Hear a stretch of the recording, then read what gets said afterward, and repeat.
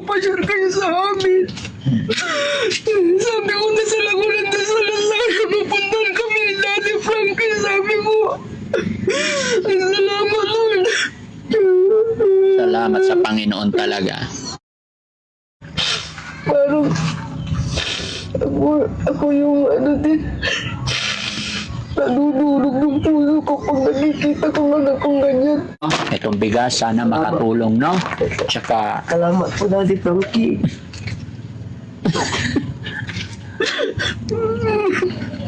Salamat sa Diyos.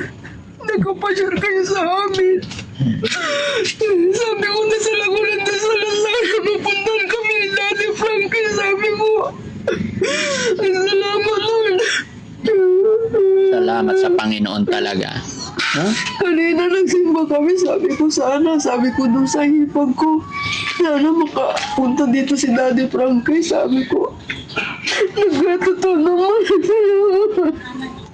Sige na.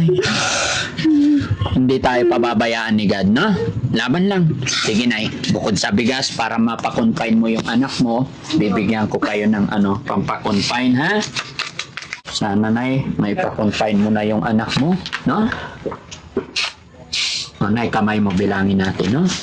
1, 2, 3, 4, 5, 6, 7, 8, 9, 10,000 na. Salamat mo, malaking tulong po ito sa amin. Kasi,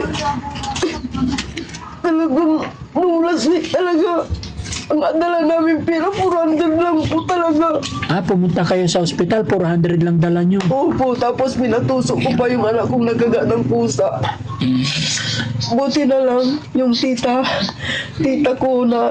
ng asawa ko, nakisabay po kami sa kanila para malibre po kami ng pamasahe lang po.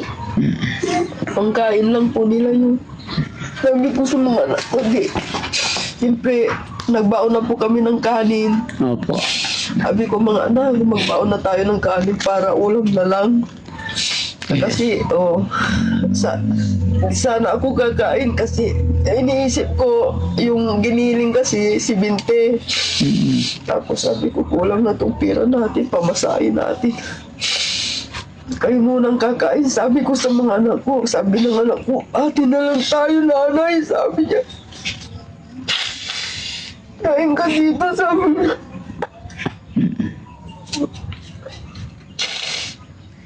Hindi naman sila kakain kung di nila ako pagkakain. Kasi yung mga anak, mahal na mahal niya kami. Laban lang, Nay.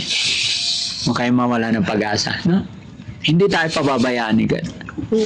Diba, April? Laban lang, mag-pray ka lagi. No?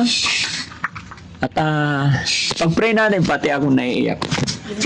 Kasi bata-bata pa po niya eh. May cyst na siya sa ovary. Sabi ko, ano ba to? Lagi na lang pagsubok sa buhay. Sabi ko kasi noon, 2 beses po akong nakunan. Sabi ko, katapusan ko na ba, Lord? Paano yung mga anak ko? Maliliit pa sila. Sabi ko, paano yan? Yung mga anak ko, umiiyak sila. Sabi ko, kahit na alam kong namatay na yung batang nasa sinapupunan ko, sabi ko, Lord, tulungan niyo ako. Kasi yung mga anak ko, umiiyak sila, walang mag-aalaga sila pag namatay ako. Tapos ngayon, si April naman. Oo, Pero lahat ng yan, Nay, may solusyon. marami na akong pagsubok na pinagdaanan talaga. Iwan ko lang po. Kaya kung kakapit lang ako kay Heavenly Father. Tama. Di bali, ganito na lang maghirap kami basta wala lang magkasakit sa amin.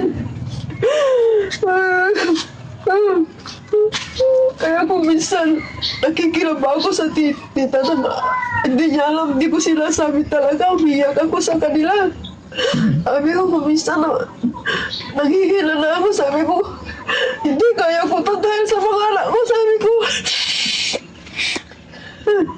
Kakayanin ko po sa mga anak ko, sabi ko, kahit na hirap na ako kung minsan.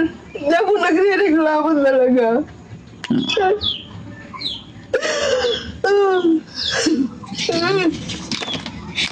Laban lang, Nay. Alam na nga na punto. Pag alam, may problema ako. Sabi ko, alam, hindi ako makatulong. Kasi kung minsan iniisip ko, paano kaya kung maoperahan siya? Saan kami kukuha ng pera? Hindi namin alam kung saan kami pupunta.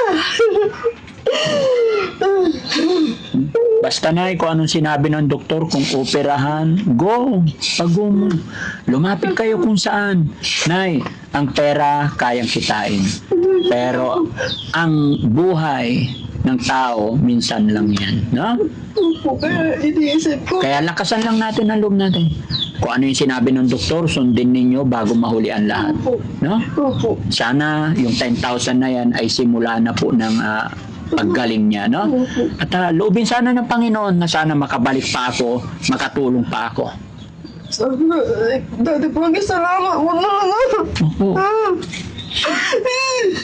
Sige lang, Nay.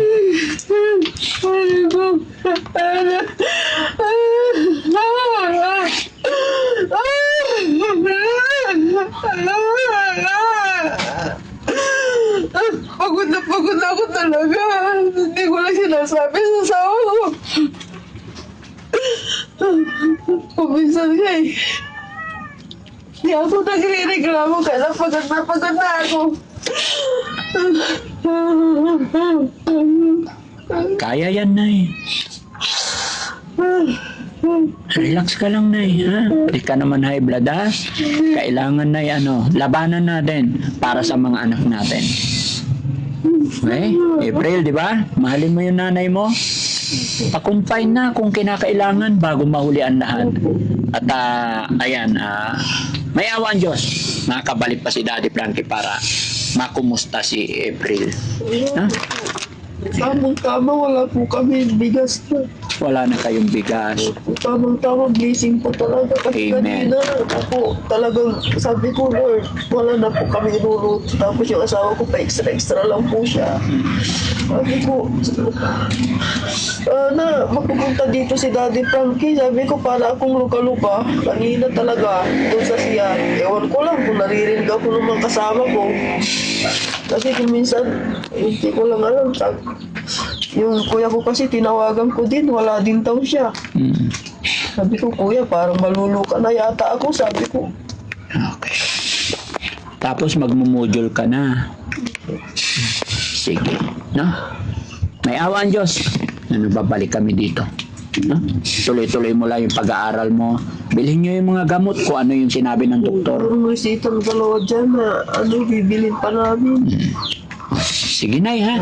Sana nakatulong si Daddy Frankie sa araw na ito. Laban lang po. April, anong masasabi ni April nakapunta si Daddy Frankie? Maraming salamat po kasi po nakapunta po kayo dito.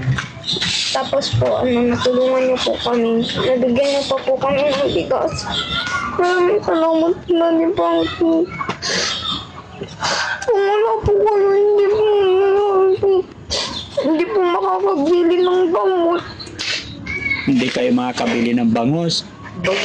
Gamot. Gamot po. Oh, sige, basta bili ka ng gamot. Laban lang, ha? Huwag ka na umiyak para hindi mag-trigger yung sakit mo. Labanan natin yung sakit. Lahat ng problema na dadaan lang sa buhay natin. Huwag natin problemahin. No? Lahat yan may solusyon. Sige na, God bless po. Salamat po. So ayan mga kababayan, mga kabarangay. Loobin sana ng Panginoon na makabalik pa si Daddy Frankie. Ayon sa bata, mga kababayan, kailangan na niya magbujol dahil hindi na siya pwedeng pumunta ng school. Gawa po nang lagi siyang nahihilo. Pero ang problema, mga kababayan, dahil sa module, kailangan daw niya ng cellphone. Nakikihiram lang din po ng tablet. Mga kababayan, mga kabarangay, baka may extra po kayong tablet dyan or mga pinaglumaan para magpatuloy kahit papaano yung pag-aaral yung bata. No? At syempre mga kababayan, kung nanonood ka pa sa punto ng ito sa aking video, at kung sakaling naibigan at nagustuhan mo yung programa ni Daddy Frankie, maglalambing po ako. Pakishare naman po. Maraming salamat at magandang gabi. God bless po.